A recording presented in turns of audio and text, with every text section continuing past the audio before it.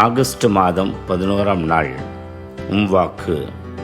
இன்றைய முதல் வாசகத்தில் மீண்டும் மோசே மக்களை அழைத்து கடவுள் எந்த அளவிற்கு இஸ்ரேல் மக்களோடு இருந்து அவர்களுக்கு நலன் செய்திருக்கிறார், அதே நேரத்தில் அவர் மக்கள் எப்படி நடந்து கொள்ள வேண்டும் என்பதையும் எடுத்தும் உரைக்கிறார்.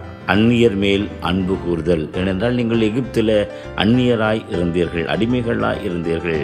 ஆகவே நீங்கள் அவர்களுக்கு அன்பு காட்டுங்கள் என்றும், ஆண்டவருக்கு அஞ்சி நீங்கள் அவரை பற்றி கொண்டு வாழுங்கள் என்றும் இன்றைய சிறப்பு செய்தியாக சொல்லப்படுகிற போது இதே செய்தி நமக்கும் அருளப்பட நாம் அதன்படி ஒழுக முயற்சிப்போம். மேலும் இன்று நற்செய்தியில யூதர்கள் வரி கட்ட வேண்டும் என்கிற ஒரு வேண்டுகோள் வருகிற போது இயேசு ஆண்டவர் அதை பற்றி பெரிதுபடுத்தாமல் சீமோனிடத்தில் கேட்டு, நீ அதற்கான எனக்கும் உனக்கும் சேர்த்து அந்த வரியை கட்டிவிடு என்று சொல்லுகிறார்.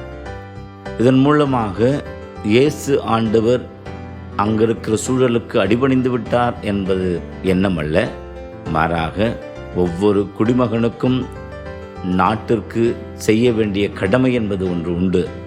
ஆகவே அதை நாம் செய்வோம் என்று தான் நாட்டின் மீது வைத்திருக்கிற அக்கறையை வெளிப்படுத்துகிறார். இன்று நமக்கும் நம்முடைய நாட்டின் மீது கடமை உண்டு. வரி செலுத்துவது, சட்டங்களை பின்பற்றுவது.